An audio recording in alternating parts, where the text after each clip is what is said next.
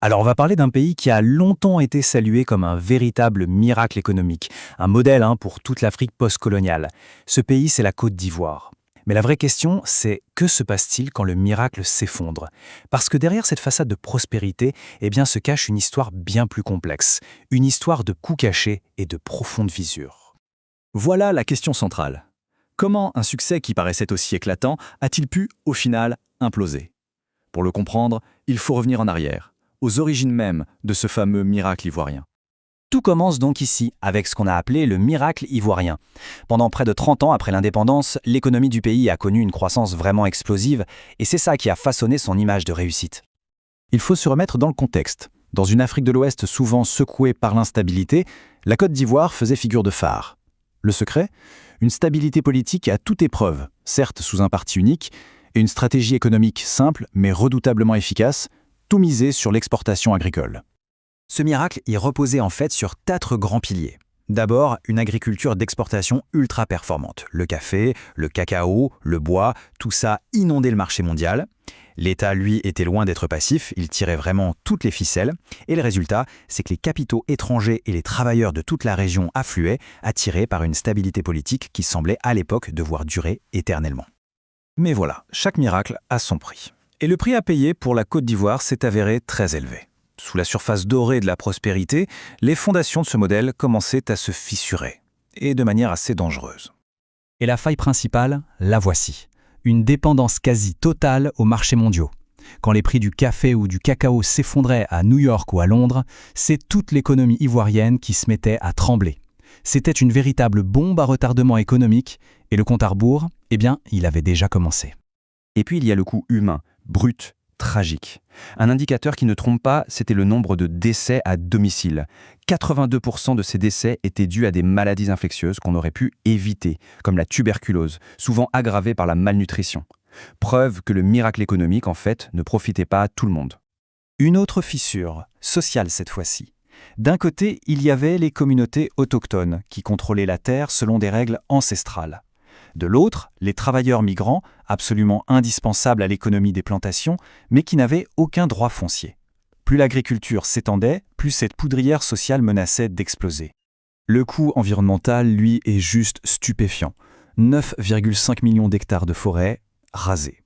Pour se donner une idée, c'est l'équivalent de toute la superficie du Portugal. Une forêt sacrifiée sur l'autel du café et du cacao. Le miracle a littéralement dévoré la nature ivoirienne. Et puis à la fin des années 80, c'est la tempête parfaite. Les prix mondiaux des matières premières s'effondrent. Et d'un seul coup, toutes les fissures internes du modèle se sont ouvertes en même temps. C'était le point de rupture. Le système ne tenait plus. Face à cette crise majeure, le pays s'est tourné vers les grandes institutions financières internationales. Et leur réponse, ça a été les fameux programmes d'ajustement structurel, les PAS. Un vrai remède de cheval, comme on dit. Des réformes économiques drastiques en échange d'une bouée de sauvetage financière. Et concrètement, ce remède a été très très amer. Du jour au lendemain, les prix garantis aux paysans pour leur café et leur cacao ont été divisés par 2. Ça a plongé des centaines de milliers de familles dans la précarité. L'État, qui avait tout piloté jusque-là, a été contraint de se retirer massivement de l'économie. C'était clairement la fin d'une époque. Le choc social a été d'une brutalité sans nom. Les revenus ont chuté, le chômage a explosé et les budgets de l'éducation et de la santé ont été littéralement sabrés. Pour la population, l'ajustement a été synonyme de souffrance pure et simple. Mais attention, l'ajustement, ce n'était pas juste une cure d'austérité. C'était aussi, et surtout, une révolution idéologique. Le rôle de l'État n'a pas seulement été réduit, il a été complètement repensé. Le nouveau mot d'ordre qui venait de l'international, c'était la bonne gouvernance. Un concept promu par la Banque mondiale qui exigeait un État plus transparent, moins interventionniste, plus responsable. Bref, l'État-providence à l'ivoirienne était officiellement mort et enterré. Et dans la pratique, ce désengagement a été radical. L'État a complètement abandonné la gestion des filières agricoles, il a privatisé à tour de bras, réduit les services publics, et surtout, sans le filet de sécurité des prix garantis, les agriculteurs se sont retrouvés livrés à eux-mêmes, seuls face aux vagues imprévisibles du marché mondial. Mais dans le vide laissé par l'État, une nouvelle économie a émergé, celle de la débrouille, du système D. Un exemple fascinant, c'est celui des jeunes photographes de rue qui, avec des appareils bon marché, se sont mis à concurrencer les grands studios bien établis. C'est le secteur informel qui a pris le relais en quelque sorte.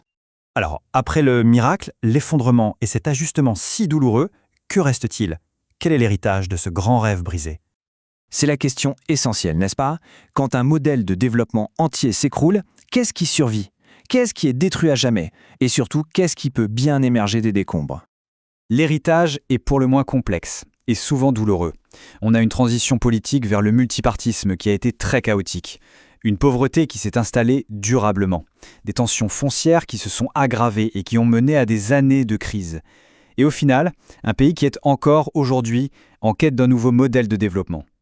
Finalement, la question n'est peut-être pas tant de savoir quel sera le prochain modèle pour la Côte d'Ivoire. La vraie leçon de cette histoire, c'est peut-être qu'il n'existe pas de solution miracle. Le développement, c'est un processus constant de questionnement, d'adaptation, de remise en cause. Et ça, c'est une leçon qui résonne bien au-delà des seules frontières ivoiriennes. Merci d'avoir suivi cette analyse.